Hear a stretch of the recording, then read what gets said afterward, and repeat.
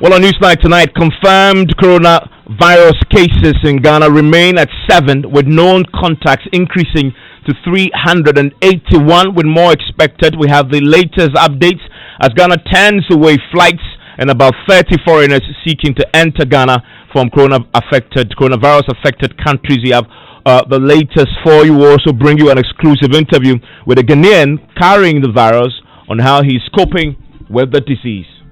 He told me I'm positive, and I said, "Oh, okay, so that is what I read online, right?" So you got to know of your results on the news? Yes, that is true. At the time when they were telling me, I knew I was the one. Meanwhile, health officials reveal some patients being treated for the coronavirus cases are beginning to show signs of recovery. We'll hear from the medical director at the Greater Accra Regional Hospital. Also tonight, the National Identification Authority comes under growing pressure to call off the ongoing registration exercise in the wake of the coronavirus outbreak. And if you see the masses of people in the queue, I doubt whether they are aware of the directives from the president. We'll hear from the minority in Parliament and the Ghana Medical Association. They all put in pressure tonight on the NIA to call off the registration, which they say as of now, they are determined to proceed with. Also on Newsnight, police make separate arrests in Ashanti and Eastern regions after leaders of two churches defied the presidential directives for all churches to suspend their activities for 4 weeks. The Ashanti Regional Police Command arrested one Apostle Kofi Nkansa Sakode alias Saint Sak for the unlawful assembly of a group of people for church service in breach of the peace. And in business, Bank of Ghana cuts its policy rate by 150 basis points to 14.5% as it moves to lessen the impact of coronavirus on the economy. And later in sports, despite the outbreak of COVID-19, the Ghana Athletics Association have instructed Ghanaian athletes to continue training following the IOC's decision to keep to the Olympic start date.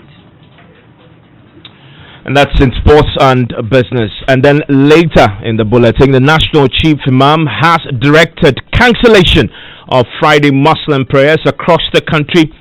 We have the latest. The Chief Imam had to convene an emergency meeting just this afternoon for us now to be definite about what we are going to do. Chief Imam will not lead the Juma prayer, and information will be given, because if you go, the place will have to be under lock.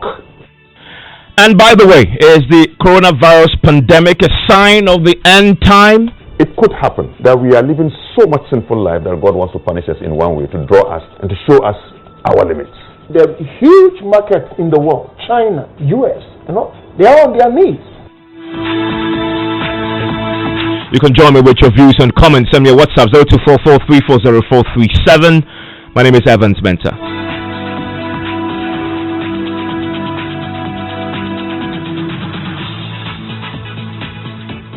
And we start tonight from the government's latest updates on the coronavirus outbreak and the pandemic as it relates to Ghana. As we speak tonight, a short while ago, the press briefing just about wrapping up at the Information Ministry. We know now that the confirmed cases in Ghana still remains at 7. Contacts have increased to 381. I want to quickly bring you the details of this as it unfolded a short while ago. Listen to Dr. Bedusako with the Ghana Health Service. Thank you very much, Honorable. Good morning, all. Good evening. As of this evening, the 18th of March, 2020, the case count remains 7. All 7 cases are being managed in isolation and all are in stable condition. We are conducting the contact tracing. The contacts have risen to 381. None of the contacts yet have been confirmed as suspected case, and all of them are being followed up and are doing well. Team, this is the contacts for the first 6 cases that were detected. The single case that was seen yesterday adding up to 7. The contact tracers have gone out. They are yet to come back to enable us to receive their report. So by close of today, I believe the total number of contacts that are being followed would increase. Thank you very much. So that is Dr. Bidu Sarkodie at this press briefing, giving us a very update on latest update on the cases.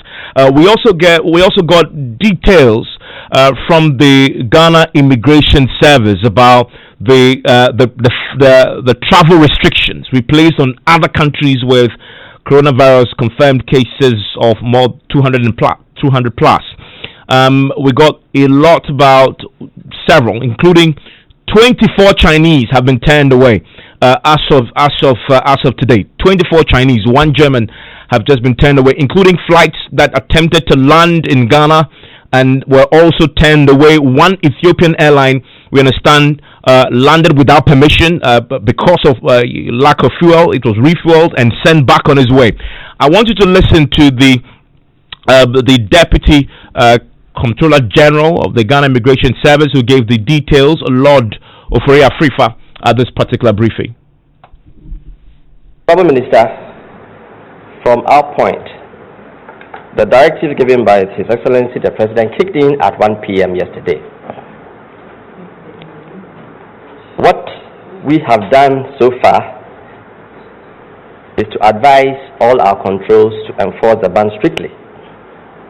That all persons traveling from countries that have recorded 200 cases and over are to be refused entry, and that is what we are doing. We are only admitting foreigners coming back or returning who have resident permits. And even that, their details are being taken and being shared with the Ghana Health Service response team. So far, as of yesterday, on the 16th March, we refused 2 Italians entry who were traveling in on Air France. In fact, we did not allow them to disembark because we normally have the travel advice from the airlines. We screen it and see who is on board before they come. So the 2 Italians were noted on the Air France flight, and the team went in, the joint team of the Ghana Immigration Service and the Port Health Authorities went on board and explained the situation to them, and they were refused and they were not allowed to them back. They returned with the flight. Yesterday, 17th of March, 24 Chinese were refused entry, and also 1 German, also under the same circumstances, with a kick-in of the travel ban at 1 p.m. This morning, there is an incident in Abidjan. The airport is closed due to an incident on the tarmac. So flights were being diverted to Ghana. In consultation with the civil aviation, all those flights were refused landing and sent back. 1 Ethiopian airline flight that landed without permission, the passengers were not allowed to disembark. They were refueled and they continued on their journey. The flight statistics that we have indicate that there has been a drastic drop in passenger inflow, especially on the major airlines. So for yesterday, for instance, British Airways, which would normally bring in about 350 passengers, brought in 140. KLM would normally bring in about 450 daily, brought in 128. Air Portugal, which would normally bring in about 150, brought in 12. Kenya Airways, which would normally bring in about 120, brought in 66. Emirates Airlines, which would normally bring in 380, brought in 174. Today, as at this morning, the figures from especially Kenya Airways and Emirates, which come quite early, and South Africa Airlines, recorded more reduced numbers. Kenya Airways, for example, brought in only 26 passengers. Emirates brought in 93.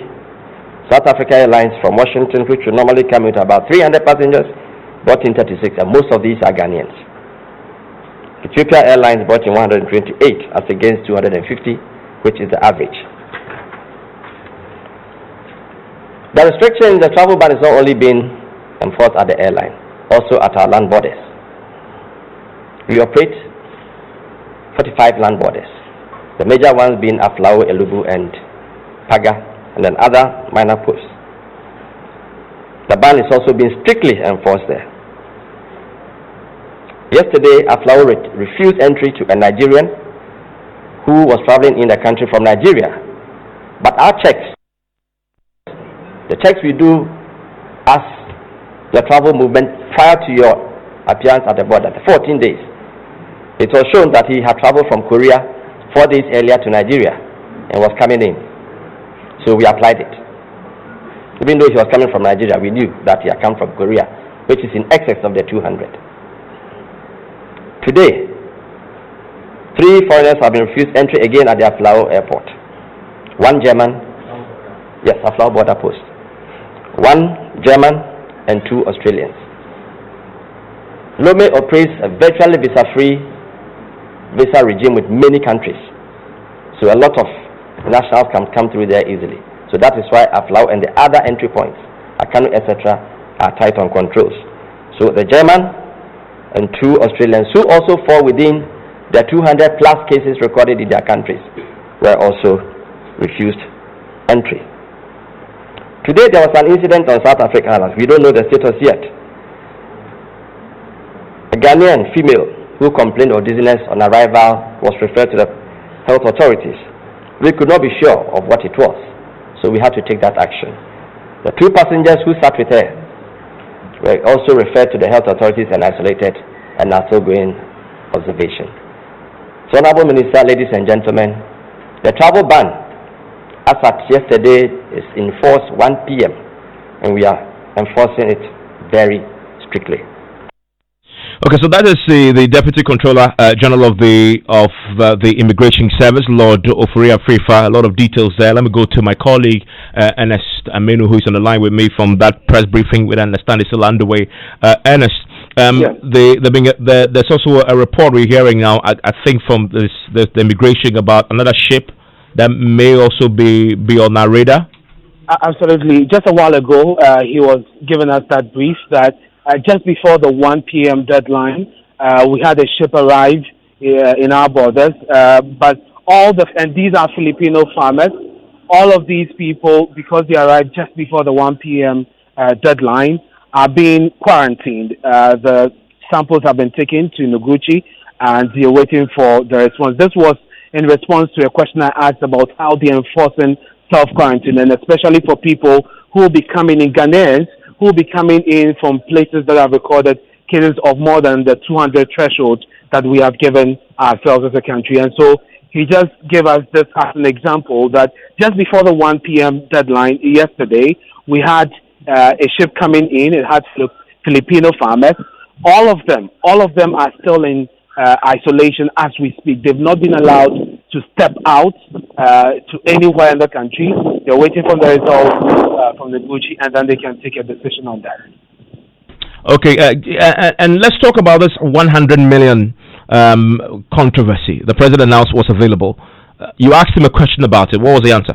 Yes, I asked a specific question about whether the $100 million is available and how much has been expended. The information minister tells me that the finance minister is preparing to give us a brief. He will provide better and further particulars on the $100 million. However, he said that we are running an executive presidency. The $100 million CD equivalent. The Honorable Minister for Finance will provide some further and better particulars on his answers to Parliament yesterday. I think for us, the big subject we are excited and interested in is the fact that as we run an executive presidency, His Excellency the President has instructed that $100 million CD equivalent should be made available for all of these efforts. Within the capabilities of the Minister responsible for finance to tap into various sources and avail them. But the work has already started, and I'm sure those invoices will be submitted to the Treasury in due course.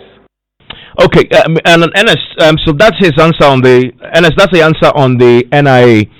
On the 100 million. So it's still one that still needs clarity.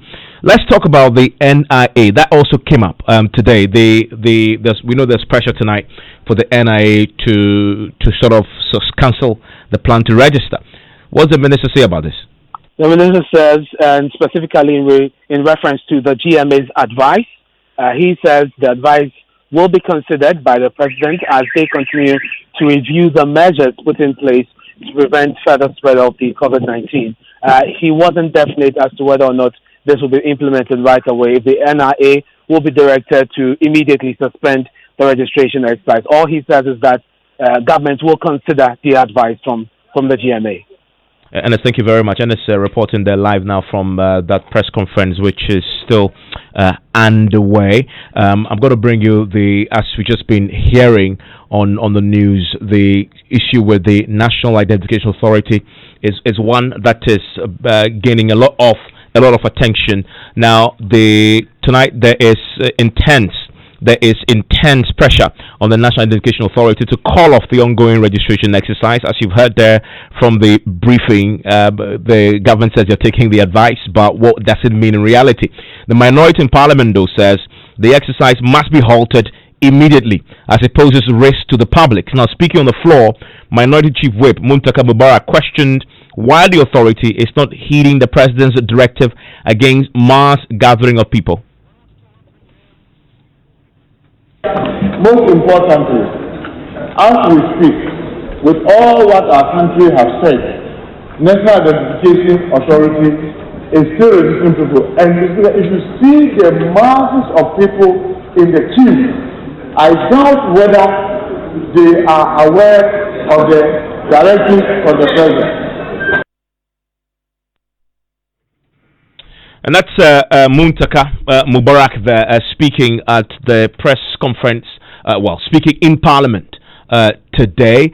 The Ghana Medical Association issued a statement today on this, and they are raising concerns about the NIA insistence that they're going to go ahead with the registration, despite the clear directive from the president that it should be gatherings should be halted.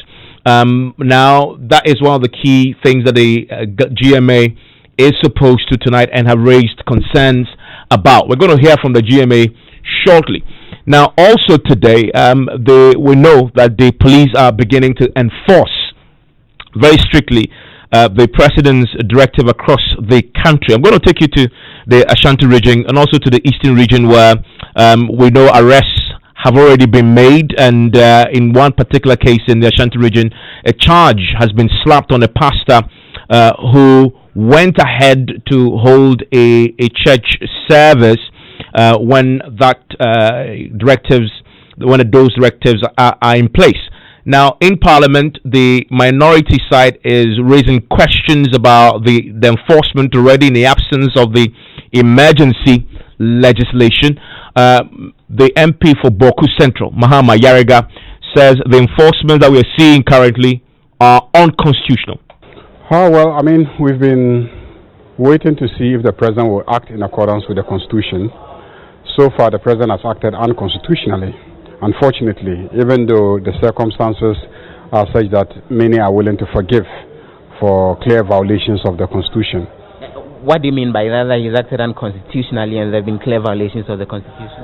Under the Constitution, there are two ways in which rights of citizens to assemble peacefully, to move around, and etc., which rights have been impinged upon by the declaration made by the president. Under the Constitution, there are two ways in which those rights can be limited or abridged. One is when we pass an act of parliament restricting rights in the interest of emergencies,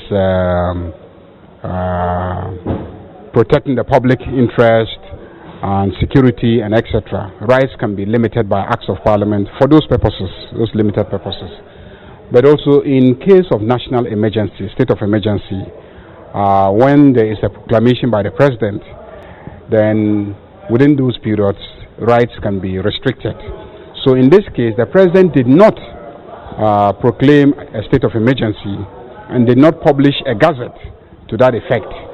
And so the limitations of rights are not taking place pursuant to a declaration of a state of emergency or proclamation of state of emergency. And at the same time, he is yet to bring a bill to Parliament requesting us to enact limitations to those rights. And yet I hear that the police and law enforcement agencies have begun enforcing the directives of the president.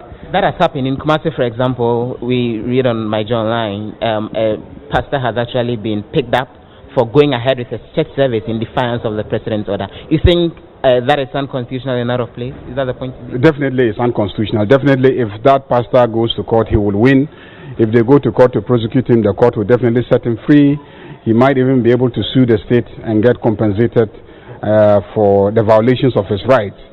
So we all support the emergency measures proclaimed by the president. But we also thought that he will do it in accordance with our constitution. So concerns there about the constitutionality of the directives and the police enforcement. Well, we know what has happened in Ashanti region today. The police there in Ashanti, and in fact we're also hearing in the eastern region, have also arrested leaders of two churches who defied the presidential directive for all churches to suspend their activities for 4 weeks. Of course, in the wake of the coronavirus pandemic. Let's start off from the Ashanti region, where the lead pastor of the Open Arms Ministries, Apostle Kofi in Kansas Sarkodie, was arrested. Now, ASP Godwin Ahianyo is spokesperson for the Ashanti Regional Police Command, and he briefed the press a while ago. In pursuance of Section 202 of the Criminal and Other Offences Act 1950, Act 29, the Ashanti Regional Police Command has this morning arrested one Apostle Kofi Nkansa Sarkodie alias Saint Sak, age 67, head pastor of the Open Arms Ministries, North Central here in Kumasi, and two other persons claiming to be the leaders of the same church for the unlawful assembly of a group of people for church service in breach of the peace, posing immediate risk to health, life, among others, in this era of the coronavirus COVID-19 pandemic. The suspects have since been cautioned and granted bail, and they will be closely monitored by the police.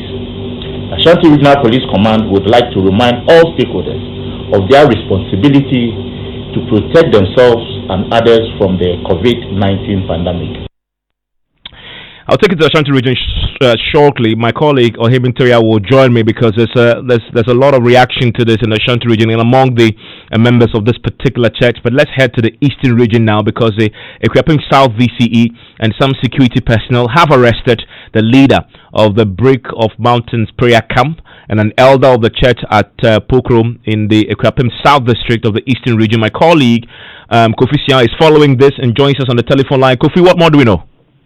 Okay, so the MC, Frank Edu, just confirmed to me that they've arrested the leader of the church and one of the elders, and they are currently in the custody of the Ebri Police Command. What he tells me is that he had a call from one of the people from Ebri that there is a church service ongoing in Pokrom. So he alerted the security officers in the district, and they all came together and went to where they were having the church service and arrested the leaders of the church.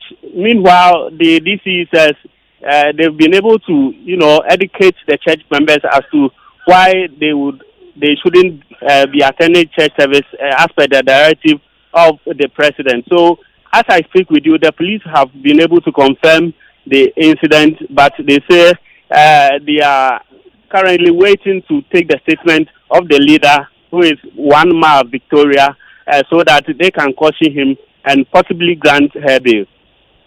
Just curious how members of this church are reacting to all this. Well, they are very calm, according to the security people in the area. They are very calm after they were educated on the need to adhere to the directive of the president. So it's a very calm situation there.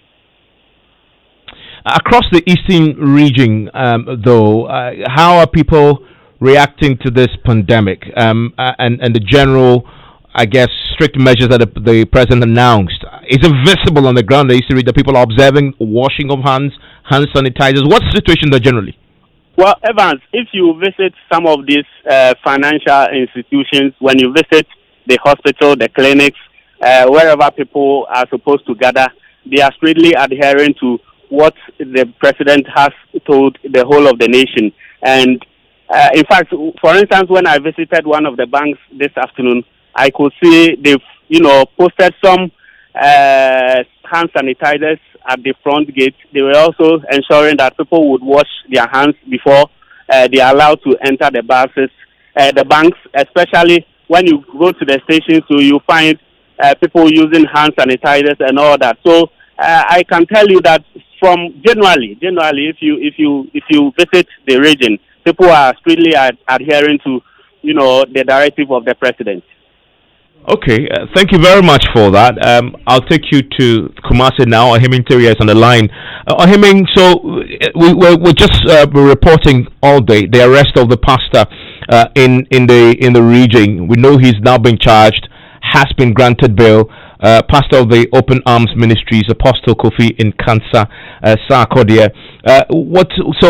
How are the members of the church? I know you visited the church. How are the members of the church reacting to this? Yes, Evans, the members are not happy because they believe their pastor has not committed any act. As far as the Constitution, that's 1992 Constitution is concerned, it gives freedom of worship and freedom of association. So they believe that the pastor has not done anything wrong to deserve his arrest. And even at the time of his arrest, the church members, pretended as if they were praying to suggest that they were in support of their pastor. And when this arrest happened, I just wondered, there must have been a tip-off. Sure, police acted on the tip-off. Police they depend on the general public for information, and the public are also aware and they are concerned with the activities of this particular church located at the heart of Kumasi.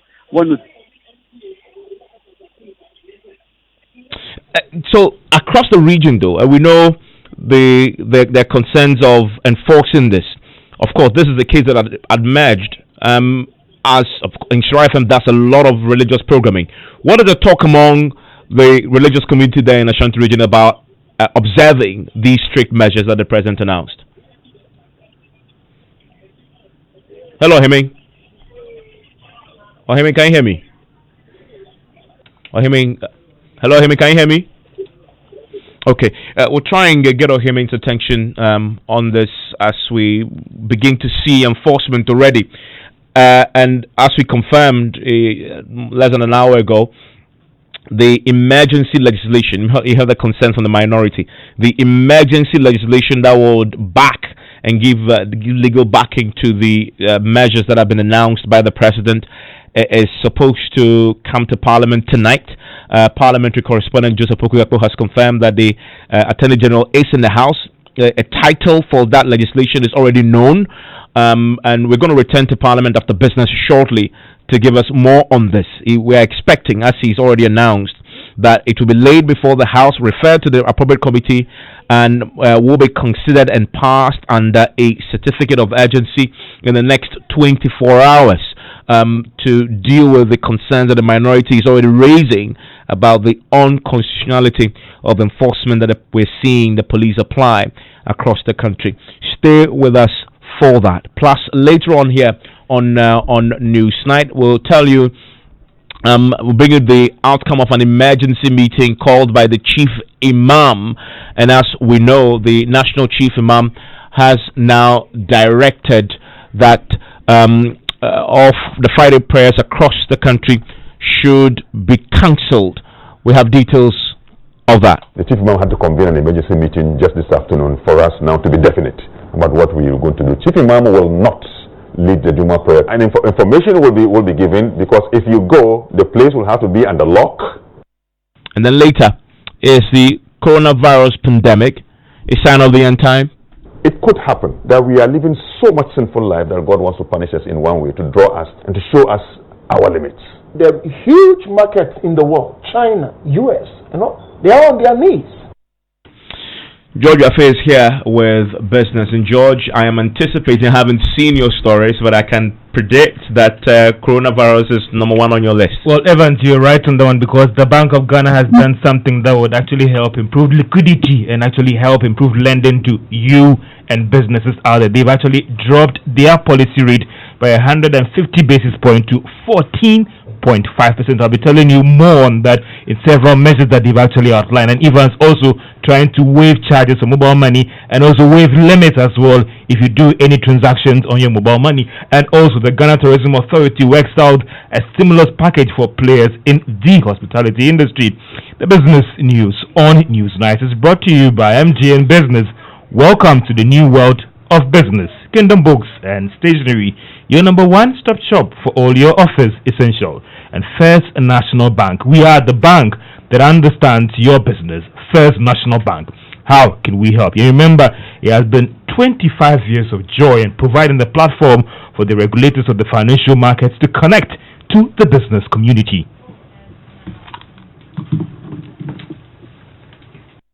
My family loves visiting me.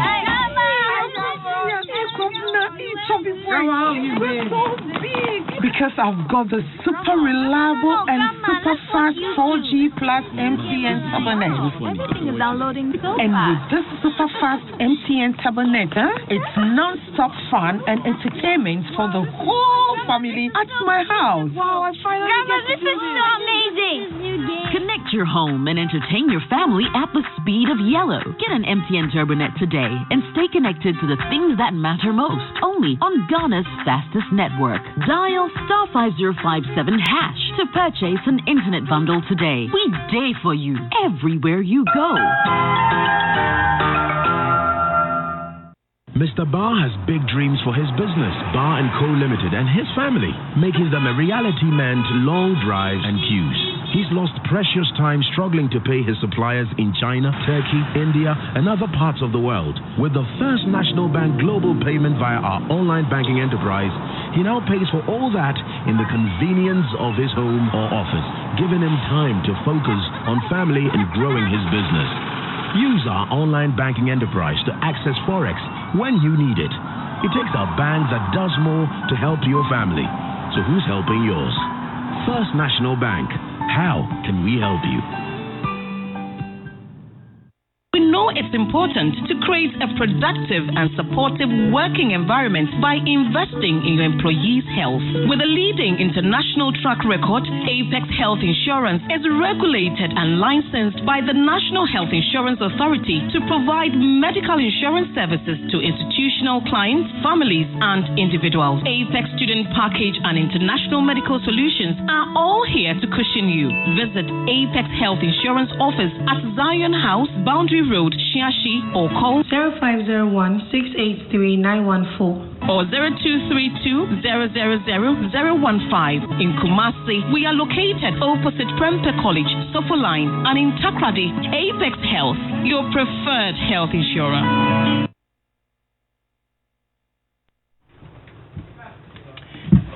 Welcome back to Business on Newsnight, and we'll start with the first story where the Ghana Tourism Authority is actually working out a stimulus package for those that are in the tourism industry. It follows a series of shocks and revenue loss that has hit some of the players in the area as a result of the coronavirus. Now, Chief Executive of the authority, Akwesi Agyemang, said they will soon submit documents to the Finance Minister, that is Ken Ofori-Atta, for the required action.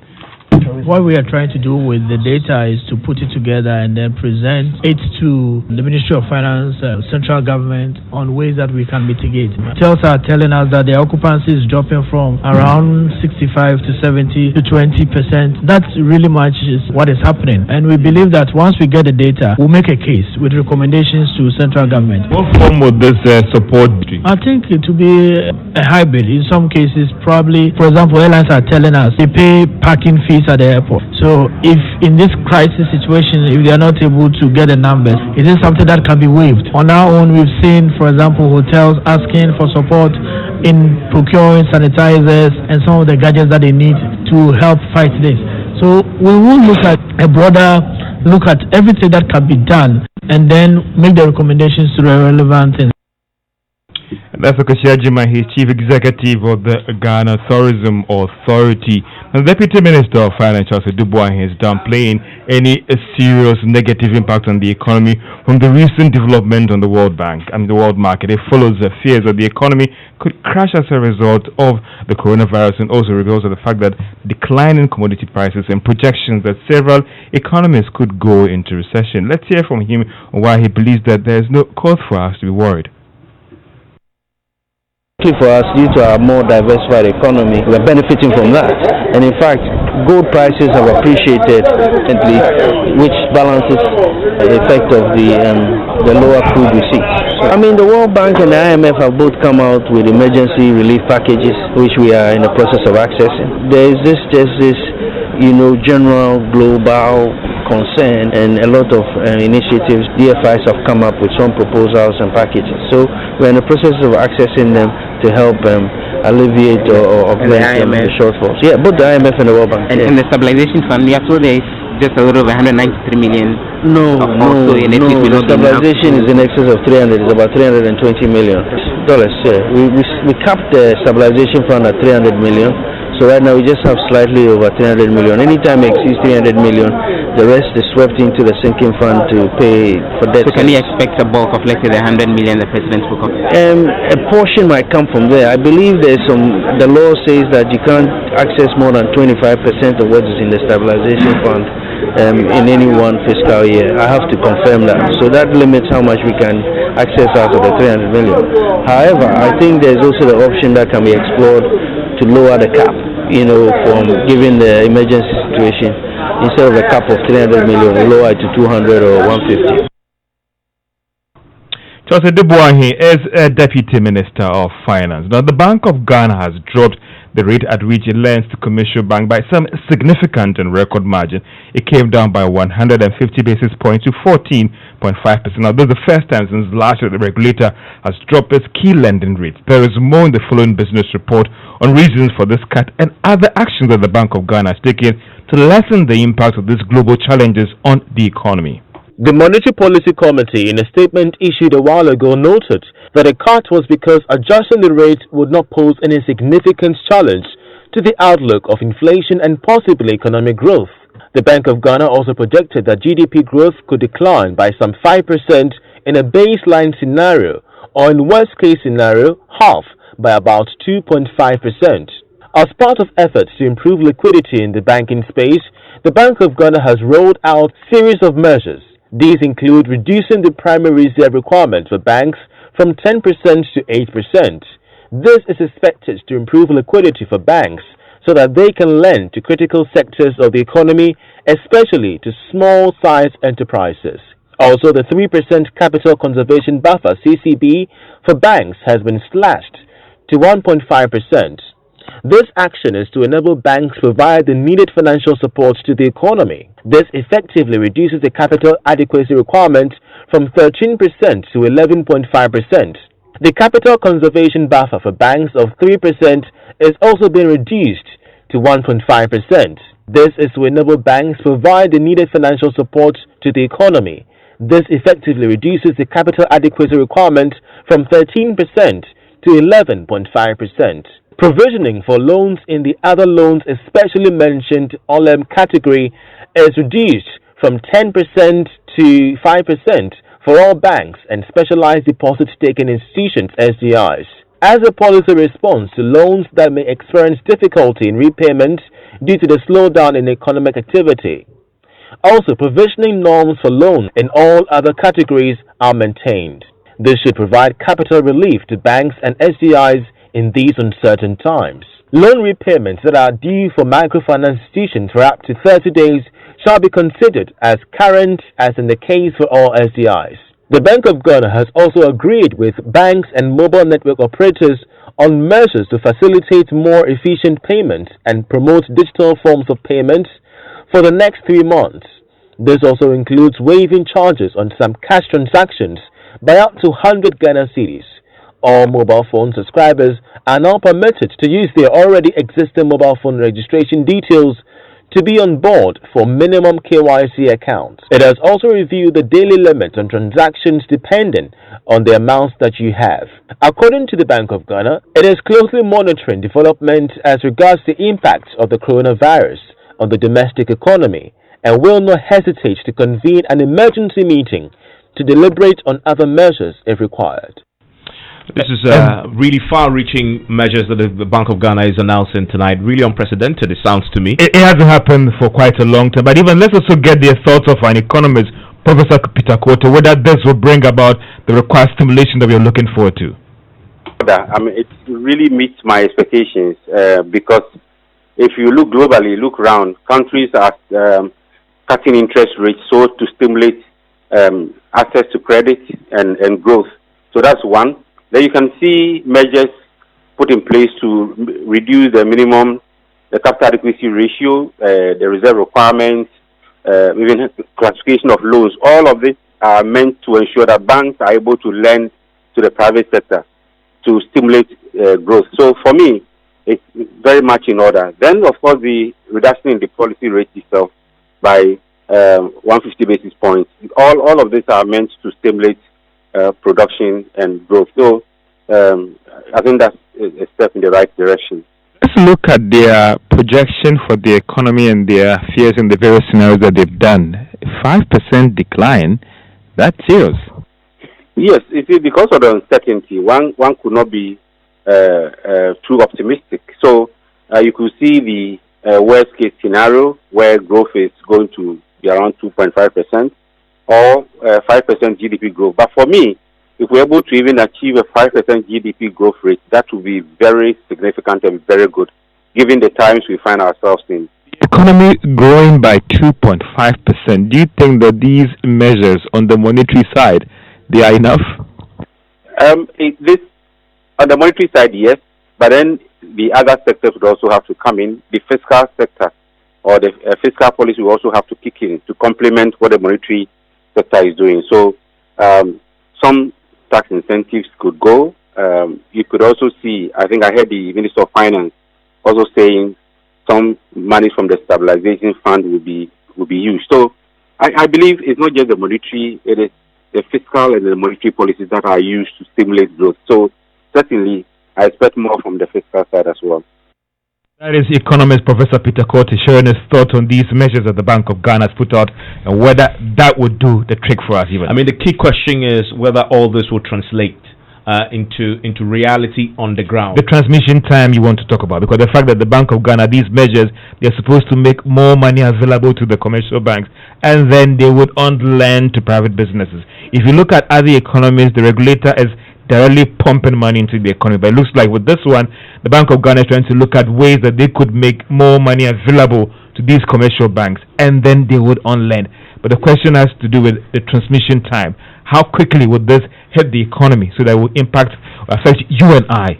Okay, George, thank you very much. I still listen to News Night here on Joy 99.7 FM. Share with me your thoughts. I'm going to read it and share with the rest of the world very soon. A whole raft of measures that the Bank of Ghana is introducing, including, for example, mobile money transfers. Now limits have been taken off, but also charges based on certain transactions, but not for a total charge of all the transactions. So maybe like 100 Ghana. There's still some charges. Yeah, but depending on the transaction as well. In terms of daily limits, depending also what you have, there've been some review as well. So that for example, if you want to have about maybe 10,000 in, maybe you will not be restricted to that 1,000 or 2,000 Ghana cedis.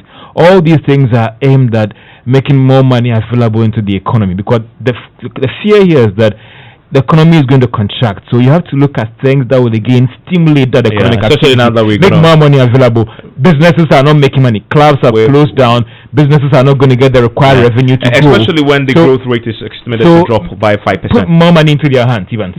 Joe, thank you very much. And I want to quickly return to this the story about the National Identification Authority and the pressure that is coming on it tonight to rescind its decision to go ahead with Ghana card registration in these very unusual, uncertain times in the wake of the presidential directives for all gatherings to be banned. In the eastern region, the NIA is still proceeding with its registration and have instructed that they should go ahead and observe distancing and use sanitizers, etc. My colleague Maxwell Kudeko has been monitoring that. Maxwell, what's the situation in the region with the registration? Well, the situation is still the same. The only difference is that the registration centers have changed. In the past 2 weeks, they have been carrying on the exercise at specific polling centers, but since this Tuesday, they've relocated from most of the centers they operated from last week and last 2 weeks, and they moved to different centers. Most of the centers that I have visited, you will not find any hand sanitizer, or either the front officers or the registrants who have come in to register. At the various centers, they have made provision for tents for people to sit, as it were, and wait. But it is difficult to control the number who come to the centers at the same time to register. So certainly, most of the centers you go, you see a lot of people under tent waiting to have their turn to register. The issue of hand sanitizer is still a big issue that the officials, as it were, the field officers are complaining of. And then officials... So what you're saying, just sanitizer. They don't have the sanitizers, do they? They don't have sanitizers. Sanitizers are not available for the field officers. But I must also add that I've gathered from Grapevine that the authority is in talk with the Eastern Regional Hospital to provide them with some sanitizers by the close of the year. This is information I am gathering from Grapevine, but as a matter of fact, the authority have not provided sanitizers and other protective gears for the staff or as it were field officers as we speak now. And as you also have said, the numbers are also very high at these centers. Exactly. Sometimes you find one tent and then you can count almost about 50 people. Yeah, I mean this is clearly against the president's directive. Even for funerals, he says 25. In most of the cases, you can even count more than 50. People are struggling to, as it were, get their Ghana card. The notion is that if you don't get a card between now and the time they end the process, you may not have access to your Ghana card. So everybody is eager to get the card. Most of the people who are in the queue, when you talk to them, they care less about COVID-19. All they want is to get their card and get out from the center. Maxwell, thank you very much for that reporting there. And the reason why there's a lot of pressure tonight for the NIA to simply scrap or suspend. I mean, the registration for now this is about life and death. We've seen how other countries have taken this for granted and still went ahead to do things where health officials say clearly don't do, and it leads to exponential increase in infections. We don't want to get there, and that's why rightly the president introduced all these measures, banning gatherings, etc., to avoid spreading. And as you're hearing there, the things that the NIA itself says they will provide to limit potential spread among the population, hand sanitizers, protective gloves, etc., aren't available. They haven't provided it. The numbers that they hope that they will control, they are failing at that as also. People are gathering in their numbers to register, and yet they still want to proceed with the registration, putting a lot of lives at risk. Let me bring in the Ghana Medical Association. They have a statement out tonight insisting and calling for the NIA to suspend the registration. The General Secretary of the Ghana Medical Association is Dr. Justice Yangsing, joins us on the telephone line right now. Mr. Yanks, I don't know if you heard our reporter from the Eastern region reporting to us that the gatherings are huge, more than 50 at some registration centers, no protective clothing, gloves, hand sanitizers, and yet the registration is going on. You say in your statement today that should stop. Yes, Evans. In fact, the exact picture your reporter painted actually confirms or corroborates what we found on the ground when we sent our own members to do some quick checks in some of the areas for us while we were putting this document or statement together. And like you said, these are not normal times. This is life and death. And like your friend asked, what will you gain if you get an NHIA card and you lose your life? God forbid do. I mean, these are not normal times, and we expect the NHIA to responsibly hit the call that, look, kindly suspend this process. We praise them for all that they have done so far. they've gone the length and breadth of this country over the last 9 months to a year. They've done a lot of good. I have my card and what have you. Eastern region is the last one. And even within Eastern region, they've been able to work probably like 2 or 3 weeks as of now. But because we find ourselves in these exceptional times where there is risk to human life, public health and safety is at stake, we think that this is the best time for them to suspend just a bit about the Eastern region. And as and when things, pan out better for all of us, they can quickly go back and do their mop-up within Eastern region. And that will bring a finality to this mass registration that they are undertaking. But as it stands now, if you look at the picture as painted by your correspondent, clearly these are fertile grounds for the spread of infections. What we don't want in particular is that under such epidemic situations or pandemic situations, what happens is that within the first couple of weeks, if you don't tighten up and there's a surge of cases, then you are overwhelmed. And we find ourselves in that space. As of now, the contact tracing is yielding over 300 people, and there's more to come. If we are not lucky and people filter through the net and end up being positive finally, but have already spread the disease or the virus around, then the community, the NHIS staff themselves, and the entire nation will be at risk. And this is going to be very fatal for us as a country. Our resources are already going to be stretched if the numbers should go up. So we should just heed the call, and more so when the president of the land has actually directed that mass gatherings be discouraged. We think that this is the time the NIA should take up that responsibility and ensure that all of us are safe. I'm grateful. Justice Yangsing, the General Secretary of the Ghana Medical Association. Let's do sports now. Hello, Benedict. Hi, Evans. Now, the Ghana Athletics Association have directed all athletes to continue training despite the spread of COVID-19. Yesterday, Japan's Olympic minister said the nation is still planning for a complete staging of the games despite the pandemic. Now, General Secretary of the Ghana Athletics Association, Ba Fusini, insists the situation is worrying, but will continue to train. Athletes will continue to train, but they will not have competition. That is something that is worrisome, but it's also necessary thing that we avoid competing among ourselves or gathering more than 25 people or even large crowd places. So it will affect us, but we just have to do with what the situation demands.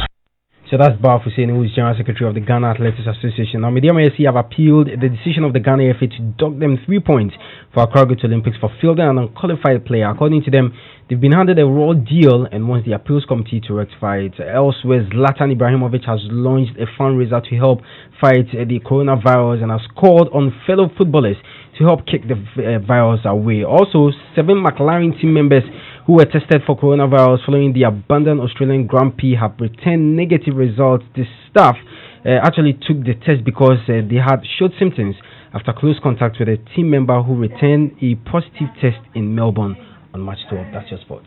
Benedict, thank you very much. I want to quickly take you to Parliament now because the emergency legislation is before the House and is being debated. Joseph, what more do we know? Hello, Joseph. What do we know? Affairs Committee of Parliament, according to the accompanying memorandum, it's to provide a legislative framework to ensure that there will be the imposition of restrictions as a quick and effective means of intervention to address emergencies. So it's a broad document that will be available in perpetuity.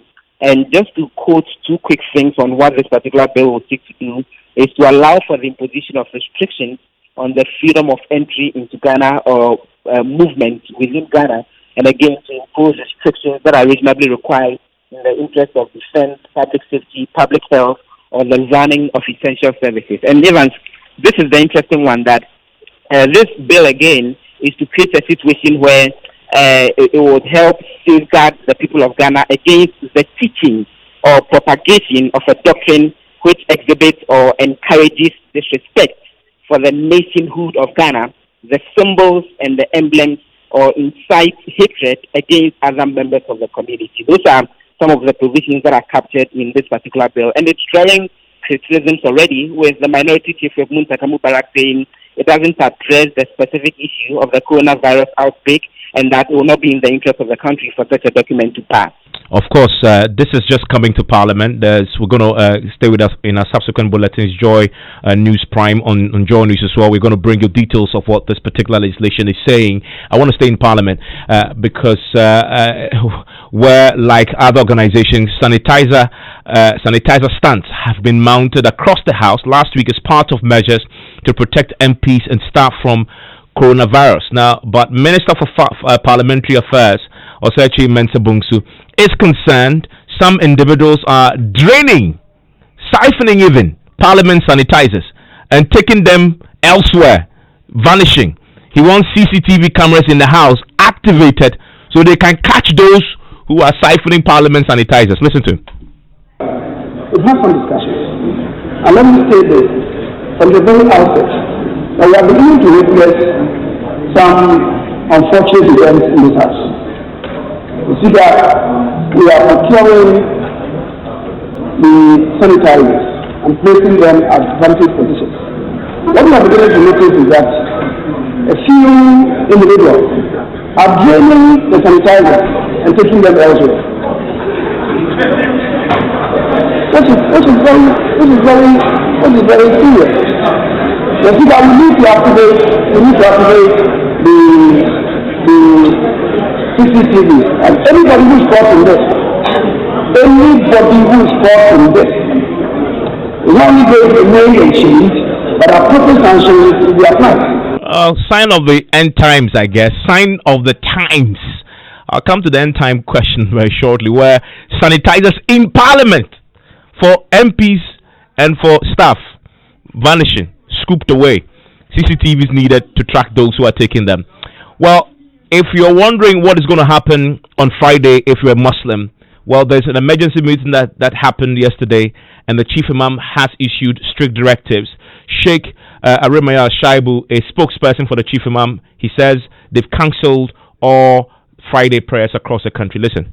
The Chief Imam had to convene an emergency meeting just this afternoon for us now to be definite about what we are going to do. Chief Imam will not lead the Juma prayer tomorrow at the Bosoka. He will not. Myself, my mosque, I've already discussed with my committee, we will mount a poster for people to know we've suspended our Juma for the next 4 weeks, but I will be in the mosque for anyone who comes for us to be able to educate who wants some information in consultation with the Chief Imam's Advisory Board and with what we call the other denominational heads, i.e. Ahmadiyya, the Shia, the Tijaniya, and the Ahlus Sunnah wal Jama'ah. All represented in the meeting. Okay. And so once we have all these represented, then it has a nationwide application. Then the other level of the application has to do with the regional chief imams. So communication is going to regional chief imams. He says the central mosque here in Accra will be on the lock and key. The chief imam won't be there on Friday.